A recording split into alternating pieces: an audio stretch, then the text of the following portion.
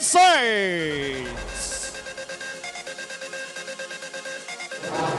And Ray Marzalia.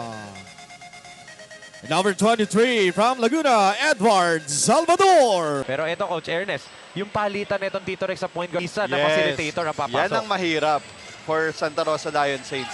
Lou Abad, a very efficient scorer, papalitan ng isang napakagaling na playmaker tulad ni Coach Kel Misa.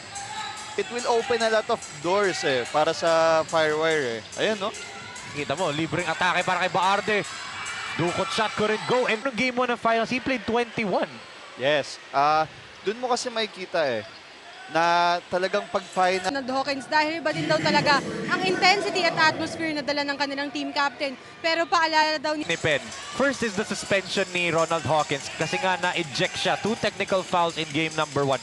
Tapos yung pangalawang point doon, yung mindset ni Super Mangi, di ba, na prepared siya na ibabato ng Tito Rex. Alam niya na kasi yung gagawin niya. Oo. Pag in-open mo yan, naku po, lista mo na. Grabe, di ba?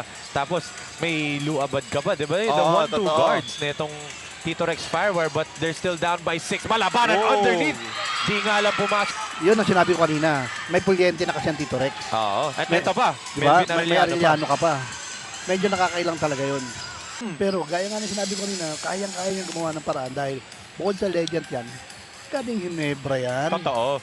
And from a coach that faced Coach Gilbert Malabanan in the elimination round. Yes, right. Nararamdaman ba yung ganung numbers nung kinalaban niya kayo? Oo, I mean technically, na-shutdown naman talaga namin siya. Pero Yes. yun nga, knowing Coach Gilbert, right? Yun nawala sa kanila nung game number 1. Yes, as you can see, tulad yan sinabi mo Enzo, yung effort nandyan. Kaya anong nakikita natin ngayon? Both teams, yan.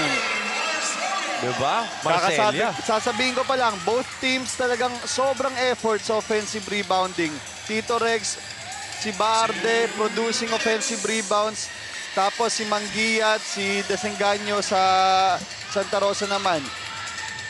A miss that time for Mopera. But look at that again. The effort of both teams. Yes. Arellano keeping it alive. Good tap by Manguia. A steal by De Los Reyes. Here comes the Saints. Hindi niya nakita yung teammate niya na mga takbo na. Oo. Yan pa naman ang game plan nila, takbuhan yung Tito Rex.